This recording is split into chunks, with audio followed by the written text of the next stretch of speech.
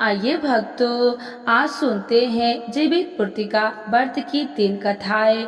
जितवाहन राजा सियारनी और भगवान कृष्ण के जुड़ी व्रत कथा। तो एक बार बोलिए प्रेम से जितवाहन भगवान की जय। राधे कृष्ण भगवान की जय। जितिया माता की जय। जीवित पुत्र का व्रत इस साल 25 सितंबर को रखा जाएगा। इस दिन भगवान श्री गणेश, माता पार्वती और शिव जी की पूजा एवं ध्यान के बाद ऊपर बताई गई व्रत कथा भी सुननी या पढ़नी चाहिए। इसकी पूजा शिव जी को प्रिय प्रदोष काल में करनी चाहिए। व्रत का पारण दूसरे दिन अष्टमी तिथि की समाप्ति के पश्चात किया जाता है। यहाँ हम आपको बता दे रहे हैं कि जितिया व्रत की 3 कहानियाँ अपनी परंपरा के अनुसार जो कथा आपके यहाँ पढ़ी या सुनी जाती हो, आप उसे सुन सकते हैं। इसमें पहली कहानी सियारनी वाली है, दूसरी जितवाहन राजा की और तीसरी भगवान श्री कृष्ण की है। तो आइए सुनते हैं चूलो सियार की कथा। जीवित पुर्तिका व्रत में चूलो सियार की एक कथा भी सुनी जाती है। इस प्रकार है, एक वन में सेमर के पेड़ पर एक चील रहती थी। पास की झोपड़ी में एक सियारिन भी रहती थी। दोनों में खूब पटती थी। चूलो जो कुछ भी खाने को लेकर आती, उसमें से सियारिन के लिए जरूर हिस्सा रखती। सियारिन भी चूलो का हिस्सा ही ध्यान रखती। इस तरह दोनों के जीवन आनंद से कट रहे थे। एक बार वन के पास गांव में औरतों जितिया की पूजा की तैयारी कर रही थी। चूलो ने उसे बड़े ध्यान से देखा और अपनी सखी सियारिन को भी बताया। फिर चूलो सियारों ने तय किया कि वे भी यह व्रत करेगी। सियारनी और चूलो ने जितिया का व्रत रखा। बड़ी निष्ठा और लगन से दोनों दिन भर भूखे प्यासे मंगल कामना करत व्रत में रही। मगर रात होते ही सियारिन को भूख प्यास सताने लगी। जब बर्दाश्त न हुआ तो जंगल में जाके उसने मांस और हड्डी पेट भर के खाया। चूलो ने हड्डी चबाने की करकर की आवाज सुनी तो पूछा कि यह कैसी आवाज। सियारिन ने कह दिया, बहन भूख के मारे पेट गुड़गुड़ा रहा है, उसी की आवाज है। मगर चूलो को पता चल गया। उसने सियारिन को खूब लताड़ा कि जब व्रत नहीं हो सकता तो संकल्प क्यों लिया था। सियारिन लज्जा गई, पर व्रत भंग हो चुका था। चूलो रात भर भूखे प्यासे रहकर व्रत पूरी की।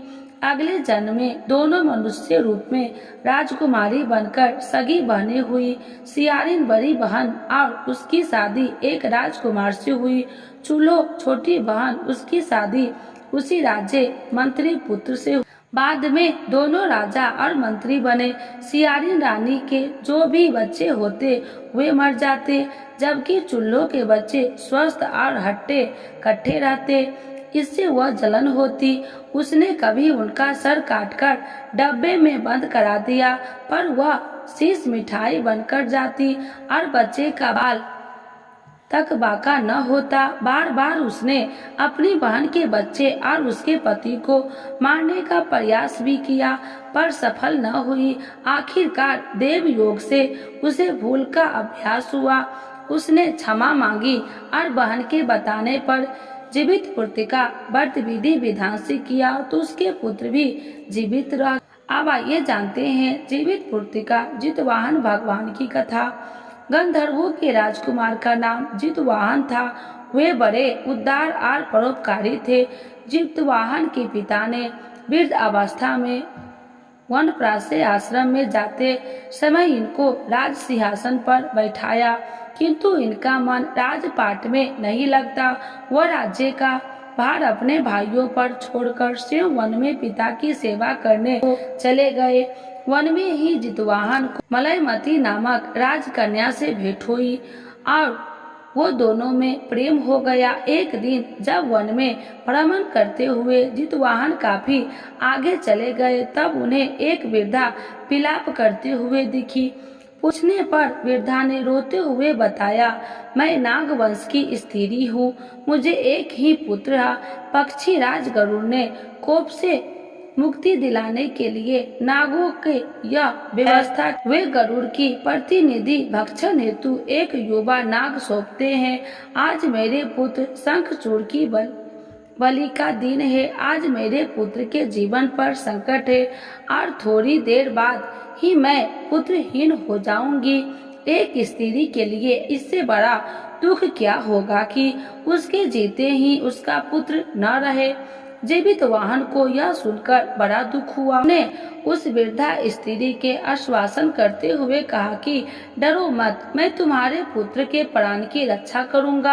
आज उसके स्थान पर स्वयं मैं अपने आप को उसके लाल कपड़े में ढक शिला पर लेटूंगा ताकि गरुड़ मुझे खा जाए पर तुम्हारा पुत्र बच जाए। इतना कहकर जीवित वाहन ने शंखचूड़ के हाथ से लाल कपड़ा ले लिया और वे उसे लपेटकर गरुड़ को बलि देने के लिए चुनी गई विद्या शिला पर लेट गया। नियम समय पर गरुड़ बड़े वेग से आए और वे लाल कपड़े में ढके जितवाहन को पंजे में दबाकर पहाड़ के शिखर पर जाकर बैठ गए। गरुड़ ने अपनी कठोर चोक का प्रभाव किया और जीवित वाहन के शरीर से मांस का बड़ा हिस्सा नोच लिया। इसकी पीड़ा से जीवित वाहन की आंख से आंसू बह निकले और वह दर्द से कहराने लगे। अपने पंजे के चक्रे प्राणी की आंखों में से आंसू और मुंह से कराहट सुनकर गरुड़ बड़े आश्चर्य में पड़ गए, क्योंकि ऐसा पहले कभी न हुआ। उन्होंने जीवित वाहन से उनका परिचय पूछा। जीवित वाहन ने सारा किस्सा कह सुनाया कि कैसे एक स्त्री के पुत्र की रक्षा के लिए वह अपने प्राण देने आ गए। आप मुझे खाकर भूख शांत करे। गरुड़ उनकी बहादुरी और उस प्राण रक्षा के लिए स्वयं का बलिदान देने की हिम्मत से बहुत प्रभावित, स्वयं पर पछतावा होने लगा। वह सोचने लगे कि एक मनुष्य है जो दूसरे के पुत्र की रक्षा के लिए स्वयं की बलि दे रहा है और एक मैं हूँ जो देवों के संरक्षण में हूँ किंतु दूसरे की संतान की बलि ले रहा। उन्होंने जीवित वाहन को मुक्त कर दिया। गरुड़ ने कहा, हे उत्तम मनुष्य, मैं तुम्हारी भावना और त्याग से प्रसन्न हूँ। मैं तुम्हारे शरीर पर जो घाव किए हैं उसे ठीक कर देता हूँ। तुम अपनी प्रशंसा के लिए मुझे कोई वरदान मांग। राजा जीवित वाहन ने कहा, हे पक्षीराज, आप तो समर्थ हैं। यदि आप प्रसन्न हैं तो और वरदान देना चाहते हैं तो आप सर्पों के अपना आहार बनाना छोड़ दे। आपने अब तक के जितने भी प्राण लिए हैं उन्हें जीवन प्रदान करे। गरुड़ ने सबको जीवन दान दे दिया और नागों की बलि न लेने का वरदान भी दिया। इस प्रकार जीवित वाहन ने साहस से नाग जाति की रक्षा हुई। गरुड़ ने कहा, तुम्हारी जैसी इच्छा वैसा ही होगा। हे राजा, जो स्त्री तुम्हारे इस बलिदान की कथा सुनेगी और विधि पूर्वक व्रत का पालन करेगी उसकी संतान मृत्यु में मुख से भी निकल आएगा। तब से ही पुत्र की रक्षा हेतु जीवित वाहन की पूजा की प्रथा शुरू हो गई। यह कथा कैलाश पर्वत पर भगवान शंकर ने माता पार्वती को सुनाई थी। जीवित पूर्तिका के दिन भगवान श्री गणेश, माता पार्वती और शिव जी की पूजा एवं ध्यान के बाद कथा सुननी चाहिए। तो एक बार बोलिए प्रेम से जीवित वाहन भगवान की जय, जितिया माता की जय। अब आइए सुनते हैं भगवान श्री कृष्ण की कथा। तो एक बार बोलिए प्रेम से राधे कृष्ण भगवान की जय। यह कथा महाभारत काल से जुड़ी हुई है। महाभारत युद्ध के बाद अपने पिता की मृत्यु के बाद अश्वत्थामा बहुत ही नाराज था और उसके अंदर बदला की आग तीव्र थी, जिस कारण उसने पांडवों के शिविर पर घुसकर सोते हुए 5 लोगों को पांडव समझकर मार डाला। लेकिन वे सभी द्रौपदी की 5 संतानें थी।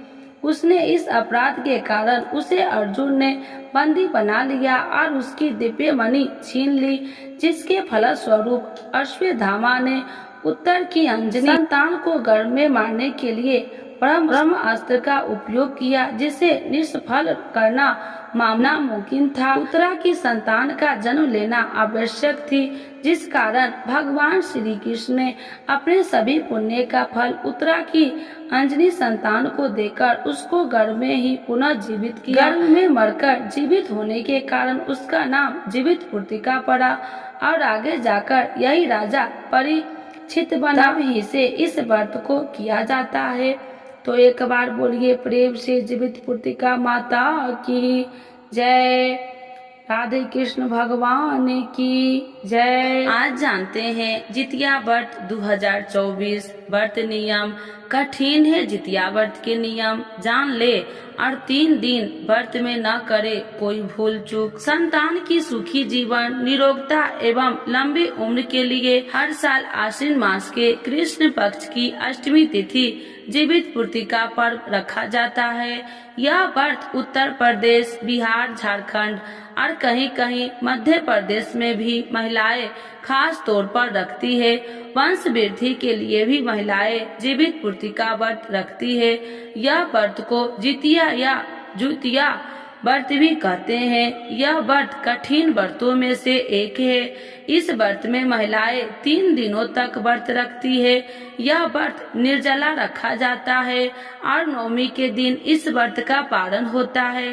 पहले दिन नहाय खाए और दूसरे दिन शाम के समय स्नान पूजा के बाद व्रत कथा पढ़ती या सुनती है और अगले दिन पारण करती है।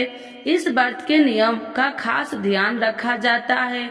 3 दिन तक सभी नियमों का पालन करना चाहिए, तभी व्रत पूर्ण माना जाता है। जितिया का व्रत के दौरान निर्जला रहा जाता है। इस व्रत में आचमन करना भी वर्जित माना जाता है। इसीलिए कोशिश करे कि जितिया व्रत में जल का एक बूंद भी ग्रहण न करे।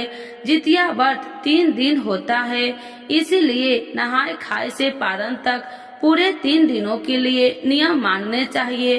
पहले दिन नहाय खाए और दूसरे दिन निर्जला व्रत रखा जाता है। इसीलिए तीसरे दिन ब्रह्म मुहूर्त में उठकर स्नान आदि करने और पूजा पाठ करने के बाद ही व्रत का पारण करें। इस दिन भगवान सूर्य देव की भी पूजा की जाती है। उन्हें बाजरे और चने से बने व्यंजन अर्पित करना चाहिए। इस दिन कोई वस्तु न काटे और न ही कटे हुए फल सब्जी का उपयोग करे। किसी भी तरह की जीव हत्या करना पाप माना जाता है। इसीलिए सब्जी में कोई जीव आदि हो और काटने समय वह कट जाए, इसीलिए इस दिन चाकू का इस्तेमाल न करना चाहिए। इस व्रत को रखने से पहले नोनी का साग खाने का भी परंपरा है। कहते हैं कि नोनी के साग में कैल्शियम और आयरन भरपूर मात्रा में होता है। इसके कारण व्रती के शरीर को पोषक तत्वों की कमी नहीं होती है। इस व्रत के पारण के बाद महिलाएं पूजा में अर्पित किया हुआ लाल या पीला रंग का धागा भी गले में पहनती है। इसके बाद कोई शुभ दिन देखकर इसे उतारा जाता है। जमुत वाहन की पूजा में सरसों का तेल और खड़ चढ़ाया जाता है। व्रत के पारण के बाद यह तेल बच्चे के सिर पर लगाया जाता है। ऐसा कहा जाता है कि यह भगवान का आशीर्वाद है।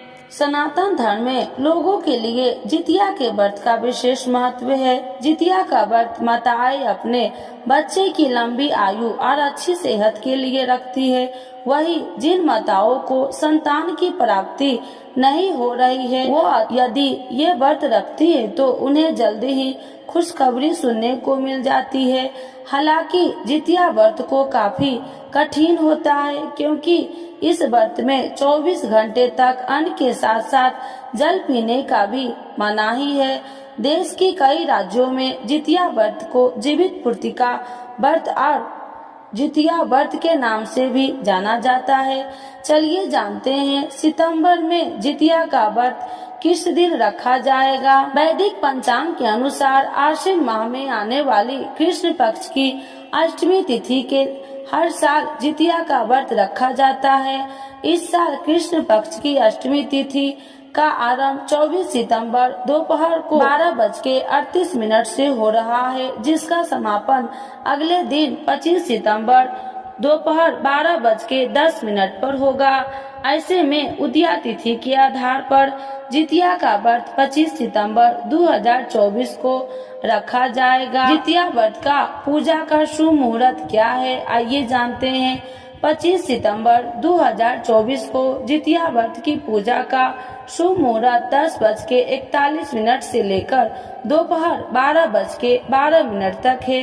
हालांकि व्रत का पारण अगले दिन 26 सितंबर 2024 को किया जाएगा। वही 24 सितंबर 2024 को जितिया व्रत के निहाय खाय की पूजा होगी। जितिया व्रत की पूजा विधि। व्रत के दिन प्रातः काल उठे, स्नान आदि कार्य करने के बाद सूर्य देव की उपासना करें। घर के मंदिर में एक चौकी रखे, उस पर लाल रंग का कपड़ा बिछाए, कपड़े के ऊपर थाली रखे, थाली में सूर्य नारायण की प्रतिमा को रखे और उन्हें दूध से स्नान करवावे। भगवान को दीपक और दूध अर्पित करे। भोग लगाने के बाद आरती करे। मिट्टी या गाय के गोबर से सियार व चिल की मूर्ति बनाए। कुशा से बनी जीवित वाहन की प्रतिमा की पूजा करे। उन्हें धूप, दीप, फूल, चावल अर्पित करे। जितिया व्रत की कथा पढ़े या सुने। अगले दिन व्रत का पारण के बाद जरूरतमंद लोगों को दान दे।